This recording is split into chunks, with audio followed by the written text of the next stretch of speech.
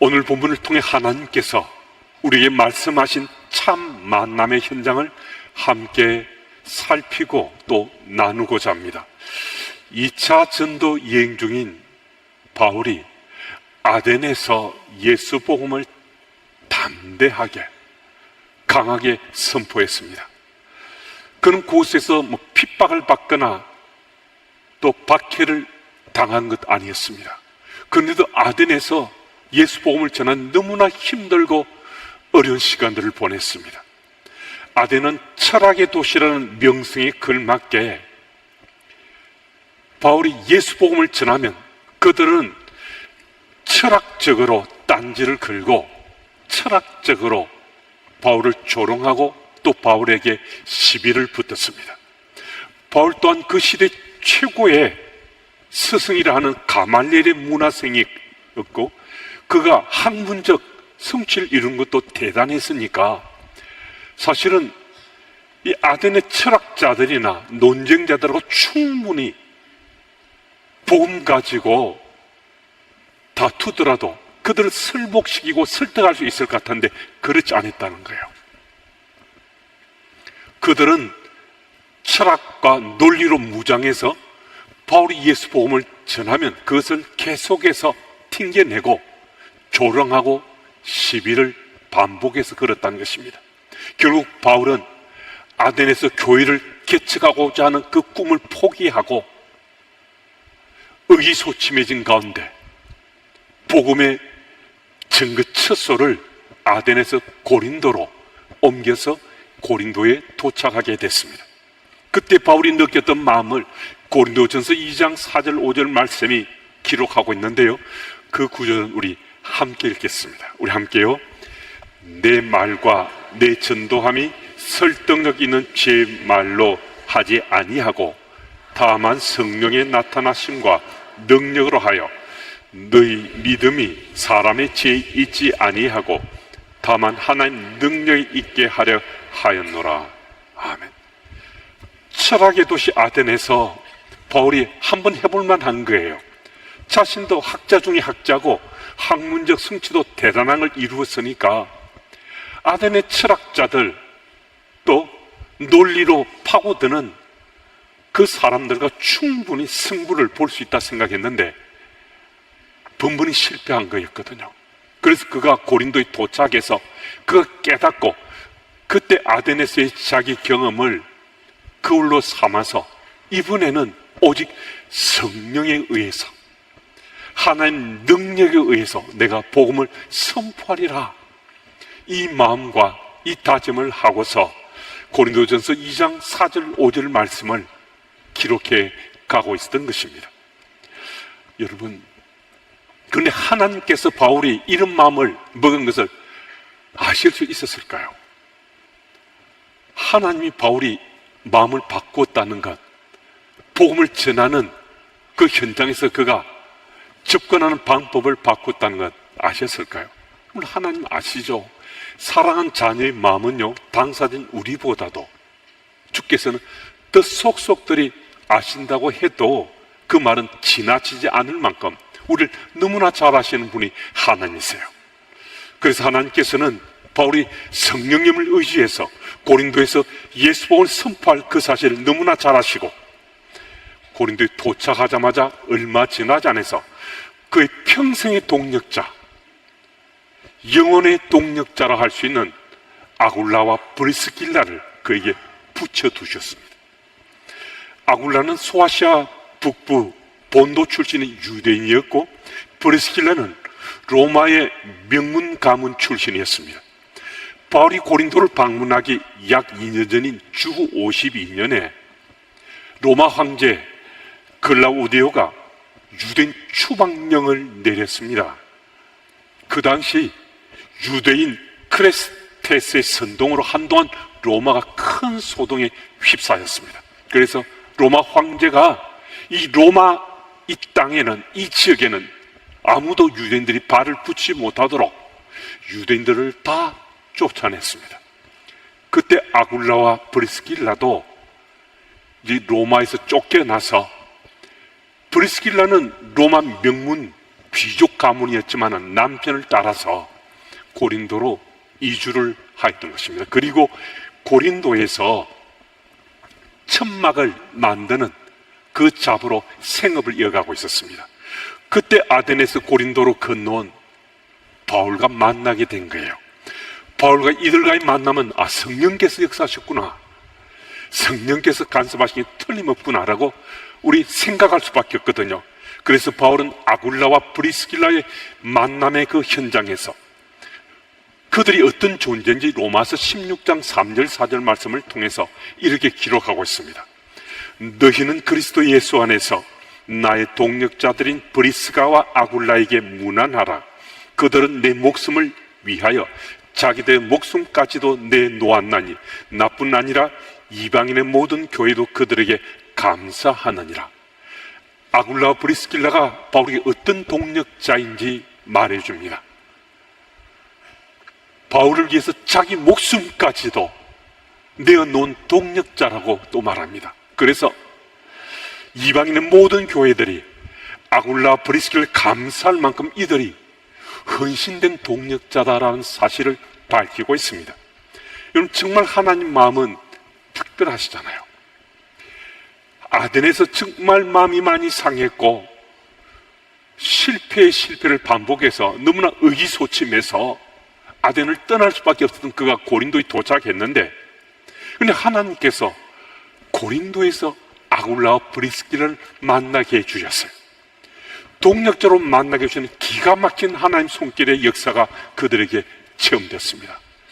여러분, 지금 나의 삶의 자리가 정말 힘들고 고통스러워서 전혀 앞이 보이지 않는 그런 어둠의 터널 속에 갇힌 그런 현실과 맞부딪힐 수 있습니다.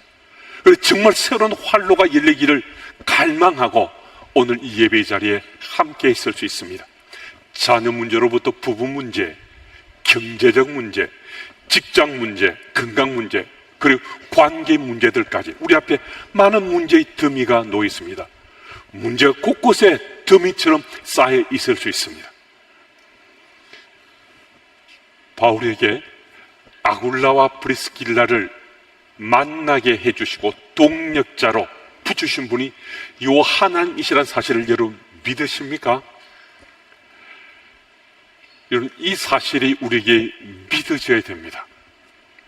하나님께서 바울에게 아굴라 부부를 붙여주신 것이 우리에게 믿어져야 오늘 이 시대를 살아가는 우리 삶의 자리가 정말 힘들고 어렵고 실패를 반복한 우리 삶이다 할지라도 주께서 우리에게도 이 시대의 아굴라 부부 같은 사람들을 붙여주셔서 우리가 회생하고 다시 소생하고 우리의 생의 문제를 능히 해결할 수 있도록 주께서 우리 붙여주신 사람들을 통해서 주의 손길의 역사를 통해서 우리가 새로운 길로 나가게 하실 것이란 그 사실입니다.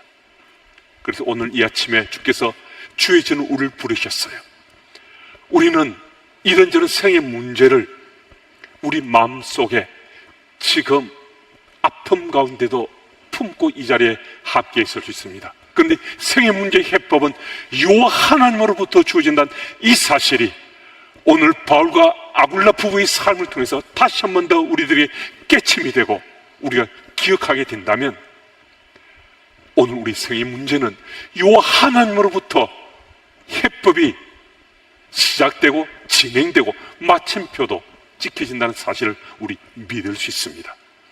여러분, 그 사실을 믿으시고 오늘도 주의 음성 듣고 주께서 누군가를 우리가 만나게 해주시고 누군가를 또 붙여주시고 동력자 세우셔서 오늘 우리 인생길을 새롭게 이끌어 가시고 지난 우리 삶의 회복을 주께서 이루 가신다는 사실을 꼭 믿으시는 우리 모두가 다 되어야만 하겠습니다. 그리고 3절 말씀을 보면 아굴라와 바울의 생업이 텐트를 만드는 그 잡이에요. 참 신기하잖아요. 바울과 아굴라 부부가 만났는데 그들의 생업이 천막을 만드는 거예요. 그런데 우리가 바울이 천막을 만드는 잡을 가지고 있다 그러면 우리가 질문하고 싶잖아요. 아니, 바울이 성경에 기록된 내용을 보면 이 아마추어가 하는 그런 실력이 아니고 좀 프로페셔널한, 좀 자기 생업을 위해서 이 직업을 가졌다는 건데, 아니 바울이 언제 텐트를 만드는 그런 기술을 익혔단 말인가 막 묻고 싶잖아요. 우리가 알기에 바울은 바리새인 중에 바리새인이고 율법학자로서 탁월한 학문적 성취를 이룬 학자인데, 그가 어떻게 그런 천막을 만드는 프로의 잡을 가질 수 있었는가? 그렇게 우리 당연히 묻게 되거든요. 그런데 유대인들의 생활 철학을 우리가 이해하면요, 이 질문에 대한 아주 간단하게 이 질문에 대해 우리는 답을 찾을 수 있습니다. 그 당시 유대인들은 그들 신분이 어떠하든가, 심지어 제사장들도요, 자녀들에게 손 기술을 반드시 가르치다는 겁니다. 직접 가르치기도 하고 배움의 현장에 보내서 손기술을 익히게 했다는 거예요.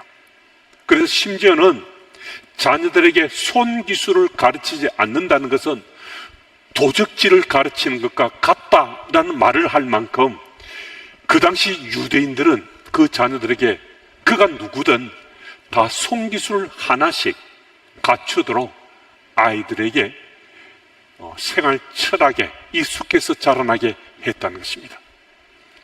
그래서 자기가 전문으로 하는 자기의 직장이 있다 하더라도 다른 손기술을 다 가지고 있어서 그들이 어느 곳에 살든 세계 어디를 가든 그 손기술만으로 살아날 수 있도록 그런 기술들을 다 가르쳤다는 것입니다.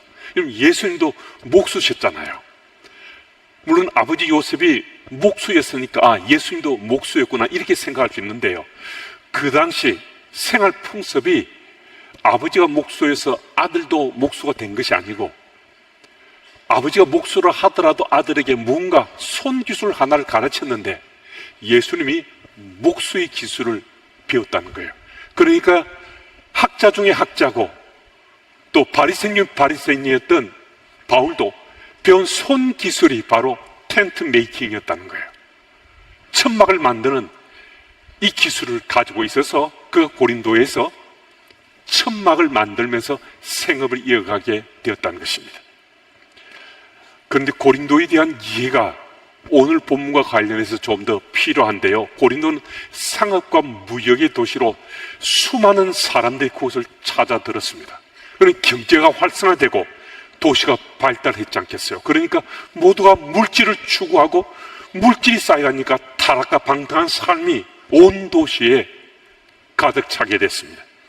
고린도의 도덕적인 타락상은 고린도인처럼 행한다 하는 헬라 고린티아즈마이라는 단어가 매춘 행위를 하다, 매춘 행위를 행하다라는 뜻을 가지는 거거든요. 그러니까 고린도라는 생각을 하는 것만으로 그들은 음란한 백성이다, 행음하는 백성이다, 이런 이해를 가질 정도였다는 겁니다. 바로 그 고린도에서 사도 바울이 음란의 도시, 타락의 도시에서 예수 복음을 담대하고 당당하게 선포하며 복음 들고 섰다는 것입니다. 사도행전 18장 4절과 11절 말씀을 보면 바울이 고린도에서 주로 무엇을 했는지 밝혀주고 있는데요, 4절입니다. 안식일마다 바울이 회당에서 강론하고 유대인과 헬라인을 권면하니라. 11절은 우리 같이 읽습니다. 함께요. 1년 6개월을 머물며 그들 가운데서 하나님의 말씀을 가르치니라. 아멘. 바울이 생업이 이제 천막을 만드는 거라 했는데요, 아니 그런데 1년 반 동안 그곳에 머무르는데 텐트를 만드는 그 일을 전혀 안 하는 것 같잖아요. 그가 한 일은 해당에서 강론하고 예수 복음을 계속해서 그들이 가르치는 이 일만 지속했다라고 성경이 기록하고 있거든요. 무슨 말씀입니까? 하나님께서 처음에는 아굴라 부부와 함께 마치 동업하는 것처럼 천막을 만드는 잡으로 같이 만나게 해주셨는데요, 그 다음에 역할 분담을 했다는 거예요. 바울은 말씀을 선포하고 회당에서 강론하는 이 일에만 전무하고, 아굴라 부부는 계속해서 텐트를 만들어서 돈을 벌어서 바울이 사회 가도록 후원하는 후원자로 그 역할을 감당했다는 겁니다. 무슨 말씀입니까? 위대한 바울이 복음의 증인으로 2차 전도 여행 가운데 수많은 열매를 거두게 된 것은 다름 아니라 하나님께 붙여주신 아굴라 부부가 있었기 때문에 그게 가능했다는 거예요. 하나님께서 아굴라 부부를 바울의 동력자로 세워주셔서 2차 전도 여행을 통해서 뿐만 아니라 또 바울이 3차 전도 여행을 할 때도 하나님께서 아굴라 부부를 통해서 그가 마음껏 사에게 전념할 수 있도록 하나님께서 조력자로, 영원한 동력자로 그를 세우셨다는 것입니다. 여러분, 바울과 아굴라 부부의 만남의 그 현장이 오늘 여러분과 우리 삶에도 하나님 은혜 베푸셔서 우리에게도 지금 현재 진행 중이고 앞으로도 일어날 수 있습니다. 여러분과 제가 만나서 주님의 몸된 주님에게 섬겨가는 가운데도요, 하나님께서 우리들도 그런 만남의 장을 허락해 주신 거잖아요. 우리가 정말 주님의 교회가 하나님 기뻐하시는 주님이 주인된 교회가 되길 원하는 마음으로 사람이 주인된 교회가 아닌, 물론 우리의 연약함 때문에 원한만큼 되지 않더라도 저도 그것을 정말 간절히 원하고 살아가고 있고, 여러분들도 그런 원함 가지고 오늘도 정말 주님의 교회는 사람이 주인 아닌 교회가 되고자 하는 그 마음의 소망 가지고 더불어 신앙의 삶을 우리가 살고 있잖아요. 그래 이만큼이라도 주님의 교회가 그 정체성을 가지고 세상 속의 교회로 서게 된 거거든요. 저와의 관계만이 아니에요. 여러분과 여러분 사이에 신앙 공동체 가족과의 관계 속에서도 여러분의 만남 속에 성령 하나님께 역사해 주셔서 서로서로의 좋은 동력자가 되게 해주시고, 마치 이 시대의 아굴라 부부를 바울이 만난 것처럼 여러분 서로 간의 관계 속에 그 만남을 하게 해주신다는 것입니다. 우리 만남의 자리가 오늘 현재뿐만 아니라 주님의 교회 미래의 역사를 위해서 아름다운 텃밭을 일구고 간다라는 이 사실이 우리들에게 믿어져야 한다는 거예요. 그래서 오늘 우리 만남이 우리 서로를 좀 더 하나님 기뻐하시는 삶으로 변화시켜가는 그런 현장으로 우리가 나가고 있다면 우리 만남의 자리는 참 만남의 현장이다 라고 정의할 수 있습니다. 작년 피택자 교육을 시작하고 나서 얼마 지나지 않았을 때 그날 전체 모임을 마치고 저희들이 또 조별 모임을 맥도날드로 가서 맥모닝 하면서 간단하게 조찬하며 나눔을 하거든요.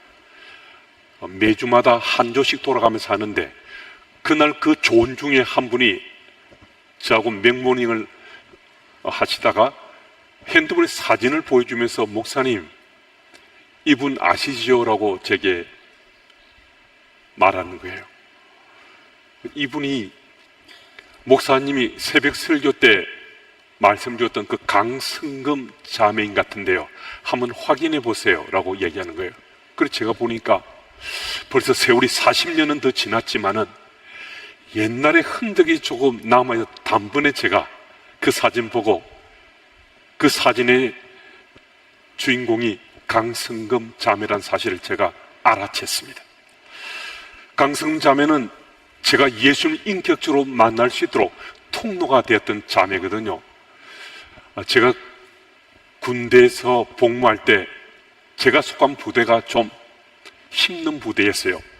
제가 훈련 중에 심하게 다쳐서 제가 병원으로 후송돼서 수술을 하고 병원에 한동안 입원해 있었습니다. 근데 그 병원으로 강승금 자매와 그 팀들이 각 병동마다 찾아서 예수 복음을 전하려고 병원 선교를 들어왔는데 저희 병실에도 군인들이 한 20-30명 같이 있는데요. 근데 꼭 그 병동에 들어오면 저하고 성경 공부를 하겠다는 거예요. 제가 좀 불편하기도 하고 귀찮기도 해서 계속해서 노 했거든요. 그런데 한 주에 한 번씩 들어오는데 들어올 때마다 꼭 저를 찾아와서 성경 공부하자 그러는 거예요. 그래서 제가 싫다고 계속 싫다고 그랬는데 결국 제가 손들고 같이 성경 공부를 했는데 성경 두 번째 날 이사야 41장의 43장 말씀을 성경 공부하다가 제가 하나님 앞에 꼬꾸라졌어요. 제가 예수님을 인격적으로 만나게 됐습니다.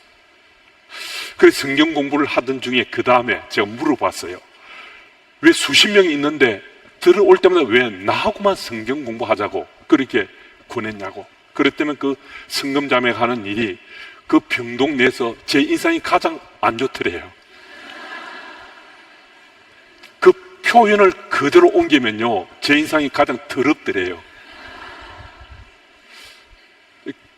저 영혼은 그냥 그대로 두면 정말 죽을 것 같아서, 그래서 계속해서 저 영혼 살려야 되겠다는 심정으로 저하고 성경 공부하자고 계속 권했다는 거예요. 물론 그 당시 제 부대가 좀 많이 힘든 부대였고 훈련도 많이 세서 제가 다친 가운데 굉장히 마음이 좀 상한 가운데 있었던 것 같아요. 누가 보더라도 제 인상이 별로 좋지 않았는데 단번에 알아보고 인상이 더럽다고 같이 공부하자고 해서 성경 공부를 하던 중에 제가 예수님을 인격적으로 만났습니다. 저는 군대에서 예수님을 인격적으로 만난 후에 제대하고 진로를 바꾸고 대학에서 전공도 바꾸고 그리고 학부를 마친 다음에 신대원에 진학해서 신학을 하고 목사가 되었습니다. 그러니까 강성금 자매는 제게 정말 특별한 분이거든요. 근데 퇴원 후 자대로 돌아가서 몇 차례 자매가 보낸 편지를 받았지만은 그 이후에 한 번도 만난 적이 없어요. 그냥 인편으로 들려오기를 어느 목사님하고 결혼했다는 소식을 들었어요. 근데 그날 그 집사님이 성금자매 사진을 보여주면서 그 성금자매가 태국의 선교사로 가서 20년 이상 사역하다가 몸이 많이 안 좋아서 한국으로 귀국했는데 몸이 더 안 좋아져서 결국 선교사로 은퇴하게 되고, 그리고 지금 용문에 있는 모 선교관에서 힘들게 생활하고 있다는 그 사실을 제게 알려줬습니다. 감사하게도 그 집사님은 4년째 강 선교사님을 개인 후원하고 계셨습니다. 그래서 얼마 후에 강성금 선교사님을 42년 만에 제가 만났거든요. 몸이 심하게